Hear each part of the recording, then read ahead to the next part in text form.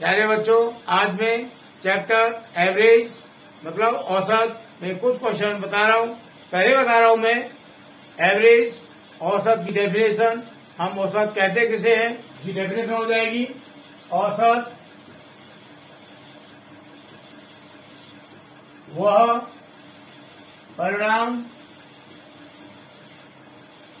है जो दो या दो से अधिक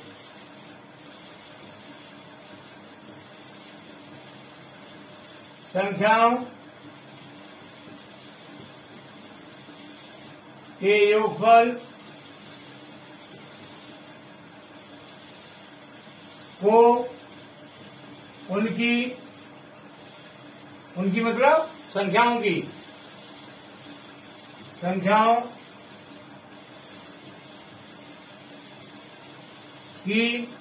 कुल संख्या से भाग देने पर प्राप्त होता है। क्लियर? तो ये हो गई हमारी एवरेज औसत की डेफिनेशन। जैसे क्वेश्चन नंबर 1, ये हमारी संख्या है 1.2, 1.3, 2.4, 2.5, 1.5, 3.1 का औसत याद कीजिए। यहाँ पर ये हमारी संख्या है, तो लिखेंगे संख्याएं इक्वल टू 1.2, 1.3, 2.4, 2.5, 1.5, 3.1। क्या बोला डेफिनेशन में? औसत वह परिणाम है जो दो या दो से अधिक संख्याओं के योगफल, ये हमारी संख्याएं दो से अधिक है, तो इनका हमें निकालना है योगफल, संख्याओं के योगफल। तो इनको करेंगे हम, इसीलिए संख्याओं का योगफल equal to 1.2 plus 1.3 plus 2.4 plus 2.5 plus 1.5 plus 3.1 equal to 2, 3, 5 plus 4, 9 plus 5, 14 plus 5, 19 plus 1, 20 का 0 लग जाएगा और 2 हो जाएगा कैरी। 2 और 3, 5 प्लस 1, 6 प्लस 2, 8 प्लस 2, 10 प्लस 1, 11 और प्लस 1, 12। क्लियर? कुल संख्याओं का योगफल हो गया हमारा 12। ये हमारी संख्या कितनी है, तो लिखेंगे कुल संख्या इक्वल टू 1, 2, 3, 4, 5, 6, ये 6 है। अब लिखेंगे हम औसत, इसीलिए औसत एवरेज इक्वल टू संख्याओं का कुल योग, संख्याओं का कुल योगफल बटे कुल संख्या, कुल संख्याएं इक्वल टू योगफल आया हमारा 12 अपॉन कुल संख्या हमारी है 6। डिवाइड करेंगे 6 1 जा 6, 6 2 जा 12, तो ये हो गया हमारा 2। तो ये हो गया हमारा इन सभी संख्याओं का औसत, यही हमारा आंसर हो जाएगा। क्लियर? अब नेक्स्ट क्वेश्चन, सेकंड क्वेश्चन है 1.4, 1.3, 1.6 और 1.2। इसका हमको निकालना है औसत। तो ये हमारी संख्या है फ्रैक्शन के रूप में। संख्या हमारी पूर्णांक हो, फ्रैक्शन के रूप में हो या दशमलव के रूप में हो, डेसिमल में हो, संख्या का हमको क्या करना है, निकालना है योगफल। तो यहां लिखेंगे संख्याओं का कुल योगफल इक्वल टू, ये हो जाएगा 1.4 प्लस 1.3 प्लस 1.6 प्लस 1.2। क्लियर? ये हमारी फ्रैक्शन है। हमें इनका योगफल निकालने के लिए हमको लेना पड़ेगा एलसीएम। इनका एलसीएम लेंगे 4, 3, 6 और 2 का एलसीएम आएगा 12। क्लियर?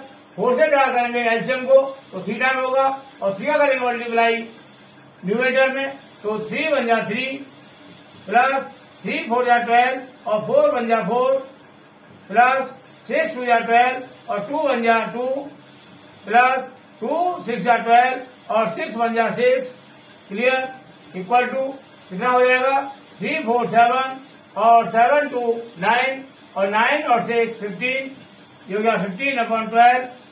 यदि ये किसी एक संख्या से डिवाइड होता है डिवाइड कर देंगे तो ये हो रहा है हमारा 3 से ये हो जाएगा 3 5 जा 15 और 3 4 जा 12 इक्वल टू 5/4 क्लियर।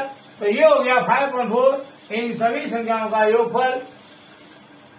अब ये संख्या कितनी हमारी 1 2 3 4 लिखेंगे कुल संख्याएं इक्वल टू 4 इसीलिए औसत एवरेज इक्वल टू संख्याओं का योगफल अपॉन कुल संख्याएं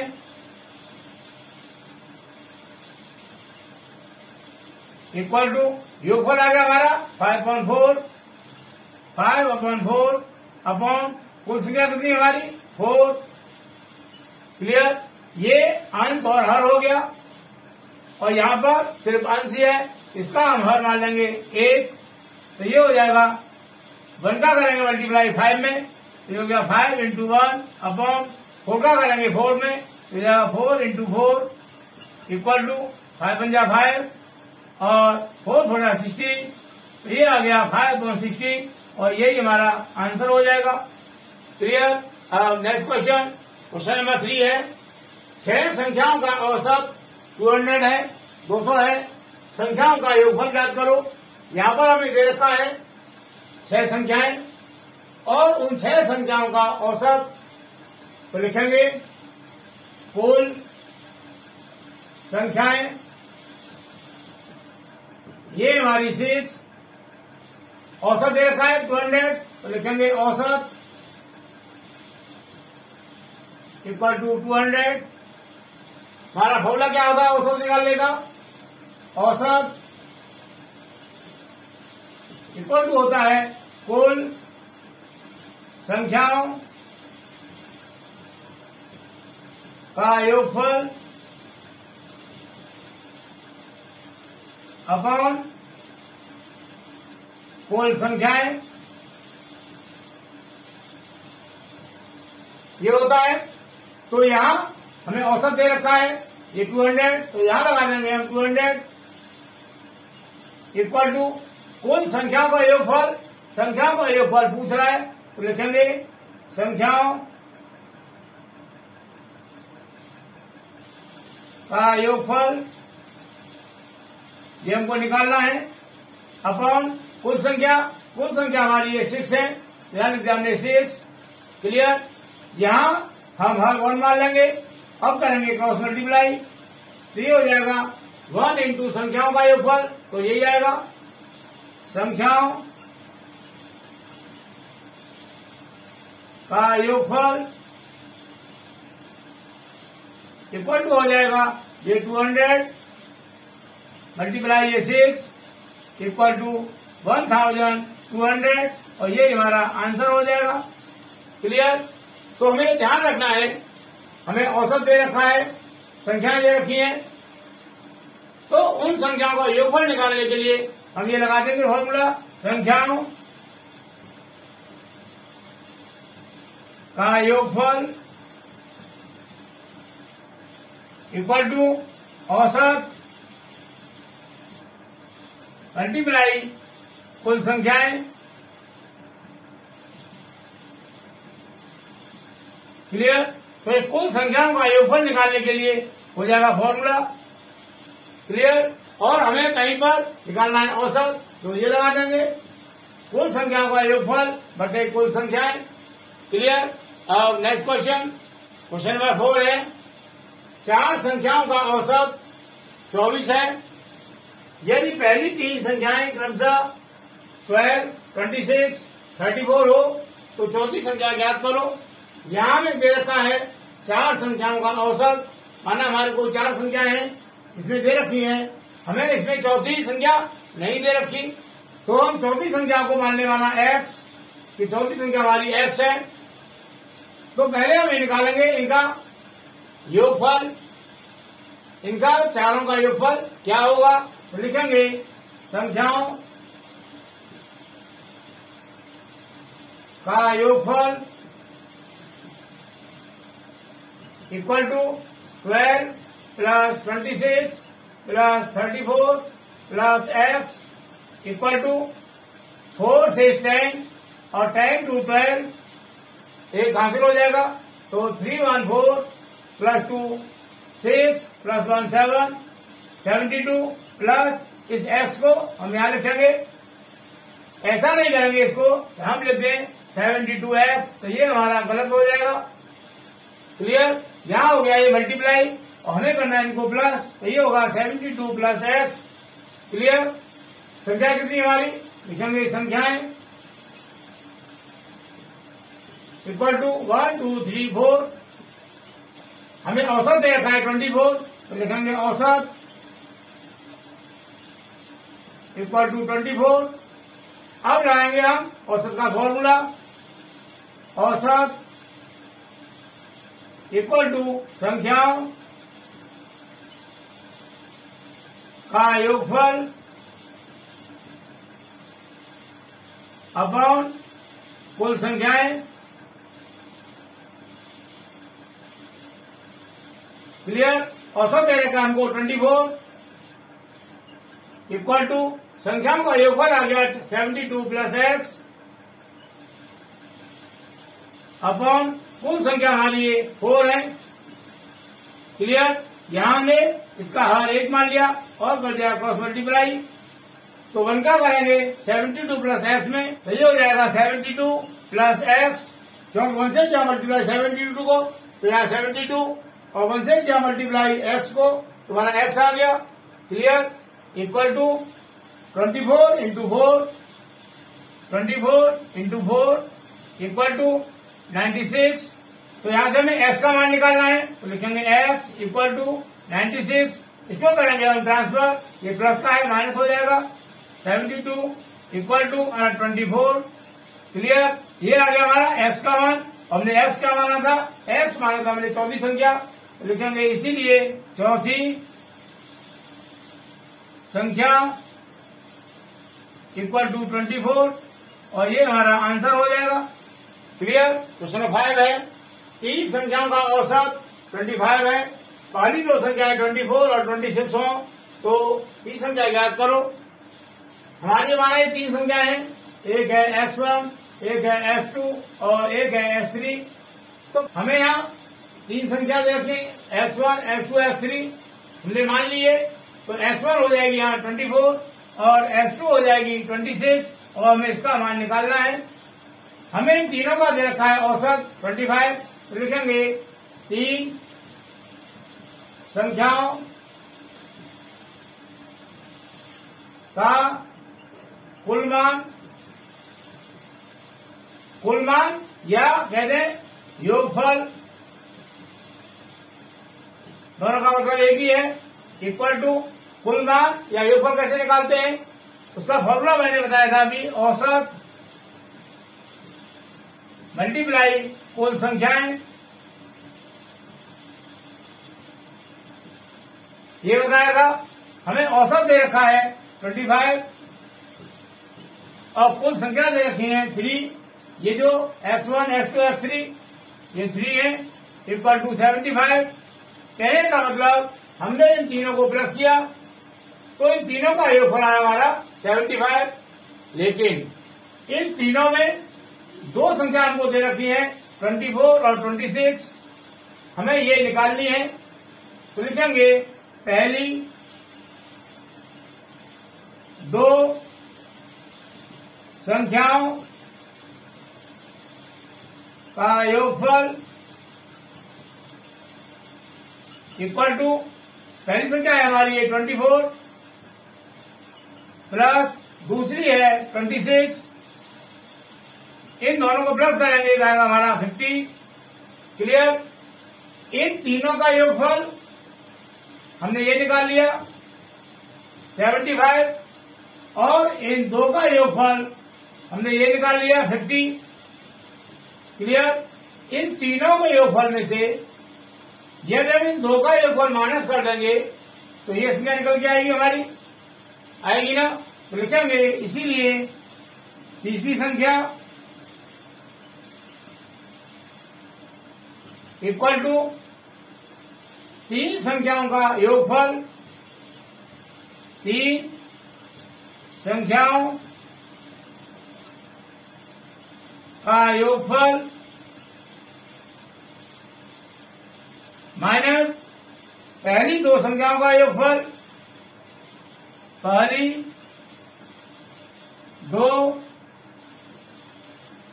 संख्याओं का योगफल इक्वल टू तीन संख्याओं का योगफल हमने निकाल लिया 75 माइनस दो संख्याओं का योगफल हमने ये निकाल लिया 50, माइनस किया 75 माइनस 50 फिर आया हमारा 25। कहने का मतलब हुआ कि जो हमारी संख्या तीसरी है जिसको हमने x3 माना है उसका मान आ गया 25। क्लियर। और यही हमारा आंसर हो जाएगा। क्लियर। अब नेक्स्ट क्वेश्चन है हमारा, एक ऑटो रिक्शा 10 किलोमीटर की दूरी 1.5 आवर में तय करता है और अगले 10 किलोमीटर की दूरी 2 आवर में तय करता है। ऑटो रिक्शा की औसत गति ज्ञात कीजिए।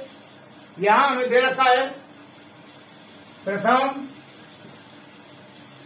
10 किलोमीटर की दूरी तय करने में लगा समय, इसको मान लिया हमने T1 equal to 1.5 our. Clear. आगे की 10 किलोमीटर की दूरी तय करने में लगा समय, इसको मान लिया हमने T2 इक्वल टू ये रखा है 2 घंटे 2 आवर। क्लियर। हमें निकालना है यहाँ औसत गति। जैसे हमारा गति का फॉर्मूला होता है गति या चाल, दोनों का मतलब एक ही होता है, तो गति या चाल हो जाएगी हमारी दूरी बटे समय, ये होता है फॉर्मूला। यहां पूछा है औसत गति, तो हमको लिखना पड़ेगा यहाँ, इसीलिए औसत गति एवरेज स्पीड इक्वल टू कुल दूरी बटे कुल समय, ये हो जाएगा कुल दूरी कितनी है, जो दूरी पहले तय की वो 10 किलोमीटर है और जो दोबारा में तय की वो भी 10 किलोमीटर है, दोनों को प्लस कर देंगे तो हो जाएगा 10 + 10, तो ये हो गई हमारी कुल दूरी बटे कुल समय। कुल समय कितना है, पहले 10 किलोमीटर को तय करने में लगा समय 1.5 प्लस आगे के 10 किलोमीटर की दूरी को तय करने में लगा समय ये 2 आवर है, तो 2 आवर, दोनों को प्लस कर दिया इक्वल टू 10 + 10 हो जाएगा 20 अपॉन 1.5 + 2 ये हो जाएगा हमारा 3.5। क्लियर। यहाँ पर पॉइंट है, पॉइंट उठाएंगे तो यहाँ करेंगे हम 10 से मल्टीप्लाई और ऊपर भी हो जाएगा 10 से मल्टीप्लाई, तो ये हो गया हमारा ऊपर 200 अपॉन ये हो जाएगा 350, लेकिन पॉइंट के बाद में 1 डिजिट है तो यहाँ पर हम पॉइंट लगा देंगे, तो ये हो गया 200 अपॉन 35, 200 अपॉन 35। क्लियर। डिवाइड करेंगे 5 से, 5 4 जा 20, ये हो गया 40 अपॉन 5 7 जा 35, ये हो गया 40 अपॉन 7। 40 को डिवाइड किया 7 से तो ये आया 5.714, यहाँ लिख देंगे 5.714 किलोमीटर पर आवर, तो ये हो गई हमारी औसत गति एवरेज स्पीड और यही हमारा आंसर हो जाएगा। क्लियर। इस प्रकार हमें किसी भी क्वेश्चन में औसत गति निकालनी है तो हम जितनी भी दूरी है सबको प्लस कर लेंगे और उन दूरियों को तय करने में जो समय लगा है उन सबको प्लस कर लेंगे और कुल दूरी में कुल समय से हम डिवाइड कर देंगे तो हमारा आ जाएगा औसत गति। क्लियर। अब नेक्स्ट क्वेश्चन है हमारा प्रथम 5 धन विषम पूर्ण संख्याओं का समांतर माध्य ज्ञात कीजिए। अभी हम बात कर रहे थे औसत एवरेज की, लेकिन यहां आ गया हमारा समांतर माध्य। अभी समांतर माध्य क्या होता है? जैसे कोई बच्चा है और उसका घर पे नाम है कोई, और वही बच्चा गया स्कूल पढ़ने के लिए, तो स्कूल में नाम उसका कुछ और है और उसके जो फ्रेंड हैं, उसके दोस्त हैं, वो उसको किसी तीसरे नाम से पुकारते हैं। तुम्हारा बच्चा तो एक ही है लेकिन नाम उसके अलग अलग हो गए। उसी प्रकार यहां पर एवरेज कहते हैं या समांतर माध्य arithmetic mean.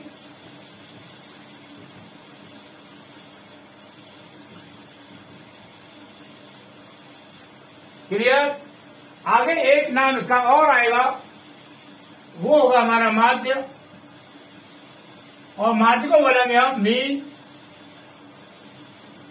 Clear. Average, arithmetic mean या मीन, इन तीनों का मतलब एक ही है। तो इसमें कंफ्यूजन नहीं होना है कि यहाँ तो औसत लिखा है, यहाँ समांतर माध्य लिखा है और यहाँ पर माध्य लिखा है।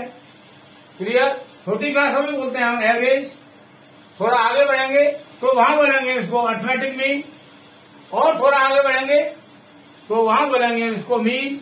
Clear.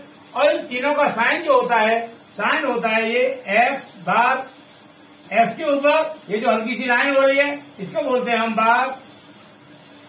Clear. X bar means average, arithmetic mean या मीन। क्लियर। यहां भी दिया है प्रथम 5 धन विषम पूर्ण संख्याएं।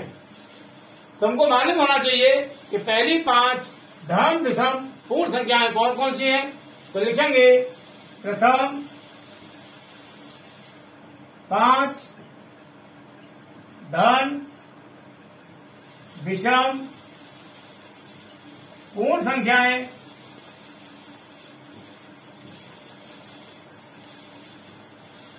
इक्वल टू, ये आया विषम। विषम का मतलब वो संख्या जो 2 से डिवाइड न हो। तो ये हो जाएंगी हमारी 1, 3, 5, 7, 9। ये हो गई हमारी पहली 5 विषम धन पूर्णांक संख्याएं। क्लियर। इनका हमको निकालना है समांतर माध्य।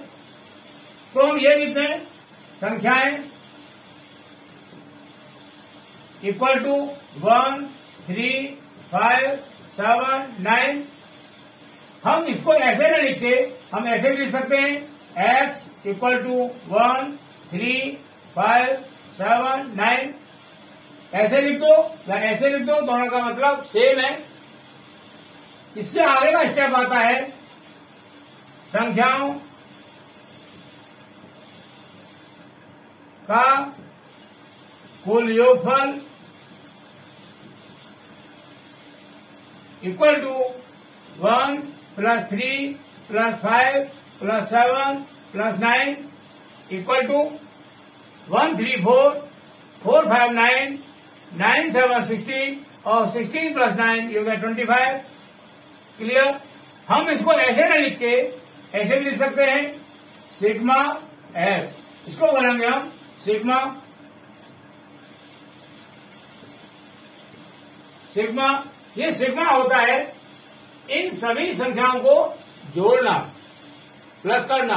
तो ये हो जाएगा इक्वल टू 1 + 3 + 5 + 7 + 9 इक्वल टू, हमने अभी कर लिया प्लस 25 आया। क्लियर। हम यहां लिखते थे कुल संख्याएं इक्वल टू कितनी संख्या है 1, 2, 3, 4, 5। हम इसके स्थान पर ऐसे भी कर सकते हैं n equal to 5। n means number, संख्याएं। तो ये हमारी 5 है, 1, 2, 3, 4, 5 हो गई। क्लियर। यहां करते थे हम इसीलिए औसत या यहां पूछ रहा है समांतर माध्य, तो यहां लिख देंगे ब्रैकेट में समांतर माध्य। क्लियर? इक्वल टू ये क्या होता था? कुल योगफल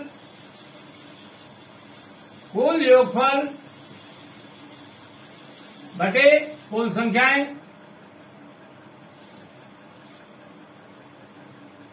ये होता था फॉर्मूला।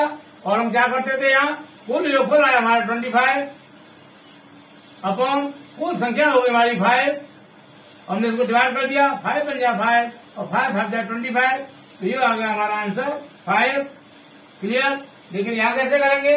यहाँ करेंगे हम औसत या समांतर माध्य के स्थान पर लिखेंगे x bar equal to x bar का मतलब समांतर माध्य कुल योगफल। हमने कुल योगफल निकाला इसका यहाँ सिग्मा x अपॉन ये हो गया n कुल संख्याएं। तो हम फॉर्मूला ये लगा दें या ये लगा दें, दोनों का मतलब एक ही है। तो ये हो जाएगा सिग्मा x का मतलब 25 अपॉन n का मतलब हो गया 5। हमको काटेंगे 5 बन गया 5 और 5 भाग गया 25, तो ये हो गया हमारा 5। तो ये हमारा आंसर हो गया। क्लियर? तो हम इस तरह से लिखेंगे, थोड़ा सा लंबा पड़ता है लिखने में, टाइम भी लगता है, और ऐसे करेंगे तो कम टाइम लगेगा। क्लियर? तो मैं ऐसा करूंगा कि तुम जो भी क्वेश्चन करोगे इस तरह के, वो इस तरह से करो। क्लियर? ताकि हमारा टाइम वो बच जाए। अब नेक्स्ट क्वेश्चन, संख्या हमारी 1 से 10 तक धनात्मक पूर्ण सम संख्याओं का समांतर माध्य ज्ञात कीजिए। इससे पहले वाले क्वेश्चन में था विषम धनात्मक पूर्ण संख्याएं, और यहाँ आ गया हमारा धनात्मक पूर्ण सम संख्याएं। तो लिखेंगे 1 से 10 तक धनात्मक पूर्ण सम संख्याएं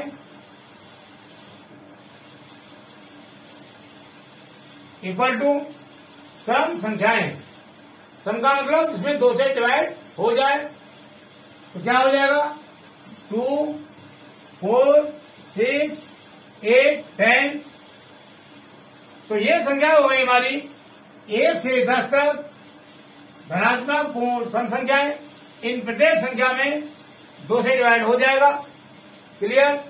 तो इनको मान लेंगे हम x equal to 2, 4, 6, 8, 10।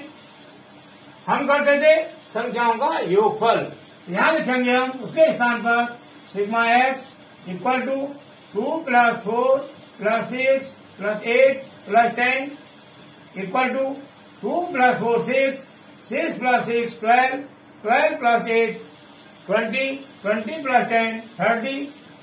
Clear?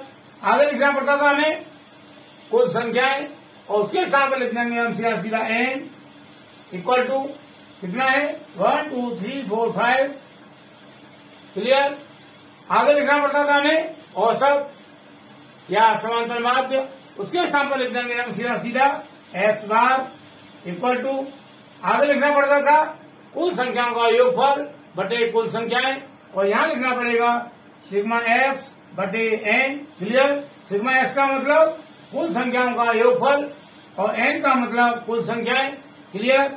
Equal to sigma x हमारा 30 है अपॉन n है 5, तो ये जाएगा 5 बन जाए 5 6 30 इक्वल टू 6। तो हमारा x बार या समांतर माध्य आ गया 6, और ये हमारा आंसर हो गया। क्लियर? तो इस तरह से करने में जगह भी कम लगी और टाइम का भी बचत हुई। क्लियर? अब नेक्स्ट क्वेश्चन है, यदि a-1, a+5, a+11 और a+17 का समांतर माध्य 10 है, तो a का मान ज्ञात कीजिए। यहाँ पर ये जो a-1, a+5, a+11 और a+17 ये क्या है? ये वाली संख्याएं। तो लिखेंगे x equal to a-1, a+5, a+11, a+17। तो क्या निकालेंगे पहले हम? इनका योगफल, मतलब sigma x equal to a-1 plus a+5 plus a plus 11 plus a plus 17। Clear. इन सभी संख्याओं को हमने कर दिया ब्रैकेट के अंदर बंद और साइन लगा दिया बीच में प्लस का, क्योंकि हम इनको सबको जोड़ना है। इक्वल टू, अब इनका ब्रैकेट खोलेंगे। ब्रैकेट से पहले यहाँ कोई साइन नहीं है, प्लस का मानते हैं। किसी ब्रैकेट से पहले साइन प्लस का है और हमें ब्रैकेट खोलना है, तो ब्रैकेट के अंदर संख्या जैसे लिखी है वैसे लिख देंगे। इसको लिख देंगे हम a माइनस 1, यहाँ पर a प्लस 5, ये a प्लस 11 प्लस ऐसे ये a plus 17। Clear. Equal to, ये a है, ये भी a और a। सामने यहाँ कोई संख्या नहीं है इनके, तो हमेशा 1 मानते हैं। तो 1a plus 1a plus 1a plus 1a, ये हो जाएगा हमारा 4a। क्लियर। ये माइनस 1 प्लस 5 प्लस 11 और plus 17 equal to 4a minus 1। ये संख्या तीनों प्लस की हैं, इनको प्लस कर देंगे। 17 प्लस 11 ये हो जाएगा 28 और 28 प्लस 5 ये हो जाएगा हमारा 33। क्लियर। इक्वल टू 4a, ये 1 माइनस का है और 33 प्लस का है, तो ये हो जाएगा हमारा 32। 33 में से माइनस कर देंगे 1 को, तो आएगा हमारा 32। क्लियर। तो सिग्मा एक्स हो गया हमारा 4a प्लस 32। क्लियर। अब लिखेंगे कुल संख्याएं, मतलब n इक्वल टू कितनी संख्या है हमारी 1 2 3 4, तो यहाँ लिख दिया हमने 4। यहाँ दे रखा है समांतर माध्य इक्वल टू 10, तो ये समांतर माध्य x बार हो गया, तो x बार इक्वल टू दे रखा है 10। क्लियर। लगाएंगे formula x bar equal to sigma x upon n। x bar 10 है, यहाँ 10 लिख दिया, इक्वल टू सिग्मा x ये आया 4a plus 32, 4a plus 32 upon n, n हमारा 4। क्लियर। हमने 10 का हर वर्ग मान लिया और यहाँ कर दिया क्रॉस मल्टीप्लाई, तो 1 का करेंगे मल्टीप्लाई 4a प्लस 32 में, तो ये आ जाएगा 4a प्लस 32 इक्वल टू 10 का करेंगे 4 में, ये हो जाएगा 40। क्लियर। 4a इक्वल टू 32 को ट्रांसफर करेंगे, ये हो जाएगा 40 माइनस 32। यहाँ पर a प्लस का है, जब ट्रांसफर होगा तो माइनस का हो जाएगा। 4a इक्वल टू 40 माइनस 32 जाएगा 8। Therefore a equal to 8 upon 4, ये 4 मल्टीप्लाई में है, डिवाइड में आ जाएगा। 4 बन जाएगा 4, 4 टू जा 8, तो a इक्वल टू हो गया हमारा 2 और a का हमें मान पूछा है, तो ये हमारा आंसर हो गया। क्लियर। अब नेक्स्ट क्वेश्चन, संख्या हमारी 10 पदों का समांतर माध्य 24 24 तथा अंतिम 8 पदों का समांतर माध्य 20 है। प्रथम 2 पदों का समांतर माध्य ज्ञात करो। जैसे माना हमारी संख्याएं हैं x1 x2 x3 x4 x5 x6 x7 x8 x9 और x10, तो लिखेंगे n इक्वल टू 10। क्लियर। ये देखा है समांतर माध्य मतलब x बार, यहाँ लिख देंगे x बार इक्वल टू 24। हमें यहाँ पर इन सभी संख्याओं का योगफल नहीं दिया, मतलब सिग्मा x नहीं दिया हमें, तो हम लगाएंगे फॉर्मूला x बार वाला। x बार इक्वल टू क्या होता है sigma x upon n। x बार ये दे रखा है 24 इक्वल टू सिग्मा x हमको दिया नहीं है, तो इसको ऐसे लिख लेंगे अपॉन n दिया है हमको ये 10, हमने 10 लिख दिया। 24 का हमने डेनोमिनेटर 1 मान लिया। अब करेंगे क्रॉस मल्टीप्लाई, तो ये हो जाएगा sigma x equal to 24 multiply 10 equal to 240। कहने का मतलब सिग्मा x इन सभी संख्याओं का योगफल आ गया, तो लिखेंगे इसीलिए 10 संख्याओं का कुल योगफल ये आ गया हमारा 240। क्लियर। आगे दिया है हमें अंतिम 8 पदों का समांतर माध्य, तो अंतिम 8 पद कौन कौन से हो जाएंगे, अंतिम 8 पद हमारे ये हो जाएंगे x3 से लेके और x10 तक। क्लियर। तो लिखेंगे अंतिम 8 पदों का समांतर माध्य इक्वल टू 20 हो गया। ये संख्या हमारी कितनी है यहाँ? ये संख्या है हमारी 8, 1 2 3 4 5 6 7 8 है ना। तो यहाँ एन हो गया हमारा ये 8 और समांतर माध्य इसका मतलब एक्स बार, इसका एक्स बार हो गया 20। तो हमें यहाँ निकालना है इन सभी संख्याओं का योगफल कितना होगा। तो ये हो जाएगा, लगाएंगे फॉर्मूला एक्स बार वाला, X bar equal to sigma X upon N. Clear? X bar हमें दे रखा है 20 इक्वल टू सिग्मा एक्स, ये हमको निकालना पड़ेगा, अपॉन एन। एन हो गया हमारा ये 8। क्लियर? 20 का हमने हर एक मान लिया या क्रॉस मल्टीप्लाई, तो सिग्मा एक्स आ गया 20 इंटू 8 इक्वल टू 160। क्लियर? ये 160 हो गया हमारा अंतिम 8 संख्याओं का योगफल। क्लियर? तो पहली 2 संख्या बची हमारी, इनका योगफल क्या हो जाएगा लिखेंगे। इसीलिए प्रथम 2 संख्याओं का योगफल इक्वल टू, ये सभी 10 संख्याएं हमारी यहां से लेके यहां तक, इन सबका योगफल हमने निकाल लिया ये 240, और लास्ट वाली जो 8 संख्याएं हैं इनका योगफल निकाल लिया हमने ये 160। तो पहली 10 संख्याओं के योगफल में से लास्ट की 8 संख्याओं का योगफल माइनस कर दें तो पहली 2 संख्याओं का योगफल आ जाएगा। ठीक है? तो लिखेंगे 10 संख्याओं का योगफल माइनस अंतिम 8 संख्याओं का योगफल। क्लियर? इक्वल टू 240 माइनस ये 160 इक्वल टू 240 में से माइनस करेंगे 160 को, ये आएगा हमारा 80। तो ये 80 हो गया पहली 2 संख्याओं का योगफल, ये जो है x1 x2। लेकिन क्या बोल रहा है, प्रथम 2 पदों का समांतर माध्य ज्ञात दीजिए। तो यहां हो जाएगा प्रथम 2 संख्याओं का योगफल, ये हो गया हमारा 80। क्लियर? कुल संख्याएं, कुल संख्या कितनी हमारी है? पहली 2 है, रख दिया हमने 2। इसीलिए प्रथम